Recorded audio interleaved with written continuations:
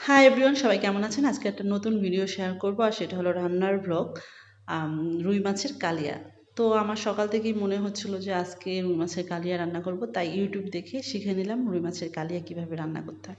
আমি ইউটিউব দেখে এর আগেও অনেকবার অনেক কিছু রান্না করেছি, কিন্তু ম্যাক্সিমাম সময়ই দেখা যাচ্ছে রান্নাগুলো একদমই বাজে হয়েছে, খেতে তেমন একটা ভালো হয়নি।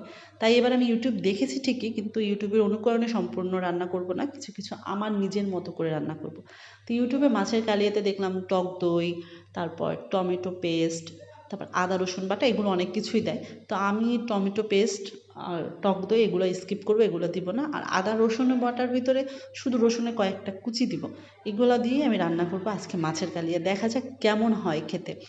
বিয়ে বাড়িতে মাছ মাংসের সাথে কিন্তু মাছের কালিয়া দেয়, তো সেটা খেতে কিন্তু দারুণ লাগে, আমার কাছে বিশেষ করে অনেক ভালো লাগে। তো আমি তো আর সেরকম রান্না করতে পারবো না, তবুও আমি ইউটিউবে অনেকগুলো সার্চ দিয়েছি, দেখেছি যে আসলে বিয়ে বাড়ির মতো রান্না করা যায় কোথায়।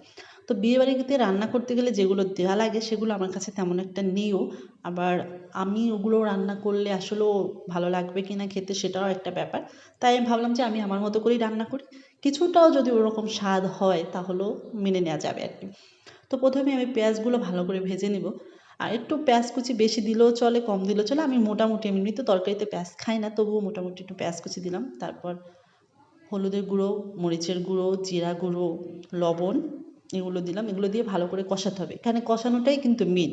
যেহেতু এতে কোনো তরকারি দেওয়া হবে না, তাই মশলাটা ভালো করে কষাতে হবে।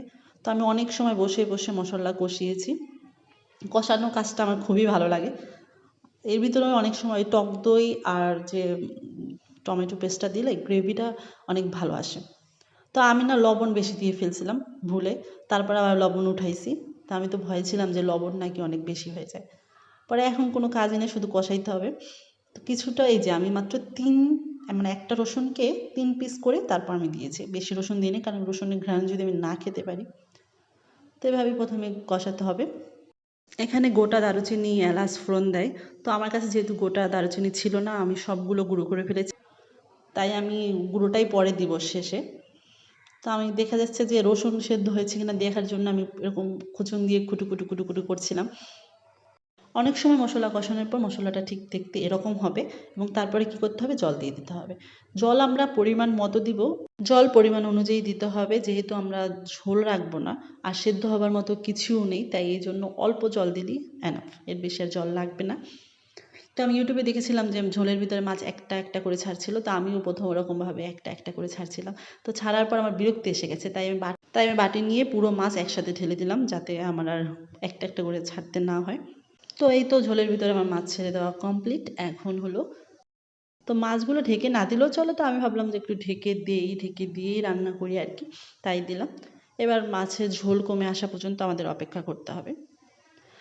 এবার ঢাকনা উঠিয়ে দিয়ে দিতে হবে একদম লাস্ট উপকরণ। এরপর আর কোনো উপকরণের ভিতরে যাবে না, সেটা হলো গরম মশলা। এই গরম মশলা আমি নিজে বাসায় গুঁড়ো করেছি, এবং অনেক কিছু দিয়ে, যেমন সেটা পরে বলবো, থাক। তো এই গরম মশলাটা খেতে কিন্তু দারুণ মজা লাগে মাংসে কিংবা বিভিন্ন তরকারিতে। তো আমার নিজের বানানো এই গরম মশলা গুঁড়োটা। তো আমার হয়ে গেছে মাছের কালিয়া। দেখতে কিন্তু অনেক সুন্দর হয়েছে, এবং ঘ্রাণ যে আসছিল তাতে মনে হয়েছিল যে না, বিয়েবাড়ি এটা ফ্লেভার আসছিল। আদৌ আমি খেয়ে তখনও দেখিনি যে কেমন আসছে। তো এই ছিল আমার মাছের কালিয়া। তারপর আমি যেহেতু বাসায় আজকে ওর বাবাকে টেস্ট করাতে পারিনি, তো নিজে নিজেই বসে পড়লাম টেস্ট করতে যে কেমন লাগে খেতে। তো খেয়ে দেখলাম অনেক মজা হয়েছে। তো এই ছিল আজকে আমার ভিডিও, কেমন লাগলো জানাবেন। ধন্যবাদ।